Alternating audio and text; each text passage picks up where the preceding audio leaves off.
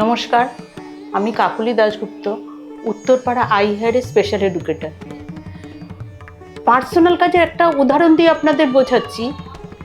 সব বাবা মায়েরই একটাই সমস্যা, যে টয়লেট ট্রেনিং নেই আর ব্রাশ করতে চায় না। এই টয়লেট ট্রেনিং খুব দরকার। পড়াশোনার থেকেও আমার মনে হয় যে একটা বাচ্চার টয়লেট ট্রেনিং থাকলে আপনারা আগামী দিনে অনেক জায়গায় অনেক সুন্দরভাবে যাতায়াত করতে পারবেন, বাচ্চাটাকে মেলামেশা করাতে পারবেন। সেই জায়গাটা আমরা প্রথম ধরি এবং বাবা মাকে কোয়ারি করি যে আপনার বাচ্চার কি টয়লেট ট্রেনিং আছে।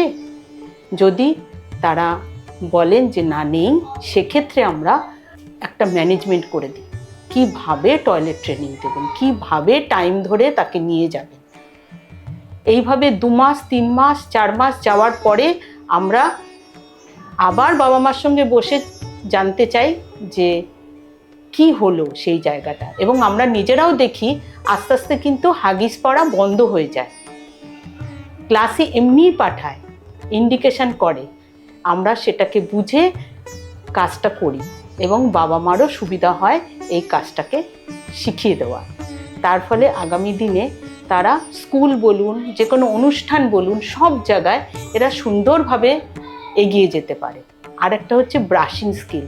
এই ব্রাশ ধরতে চায় না। আমরা সবসময় বলি প্রথমেই শেখাতে যাবেন না, আগে ব্রাশের সঙ্গে ওর একটা পরিচয় করান। ব্রাশটাকে আমরা খাবারের মধ্যে, যেমন চাটনি, আচার, এই টাইপের কিছু খাবারের মধ্যে দিয়ে বাচ্চা যেটা পছন্দ করে দিয়ে 7 দিনে 3-4 বার সে মুখের মধ্যে ঘোরাচ্ছে। আস্তে আস্তে কি হয়, ব্রাশের প্রতি যে ভয়টা সেটাও যেমন কেটে যায়, তেমনি দাঁতের যে সেন্সারি প্রবলেম থাকে সেটাও আস্তে আস্তে আস্তে আস্তে কাটতে থাকে। এবং তখন আর তাকে আর জোর জবরদস্তি করতে হয় না, সে তখন নিজে থেকেই ব্রাশটা করতে পারে। এই যে ছোট ছোট স্টেপে যে যেতে হয়, এটাই হচ্ছে বিশেষ প্রশিক্ষণ।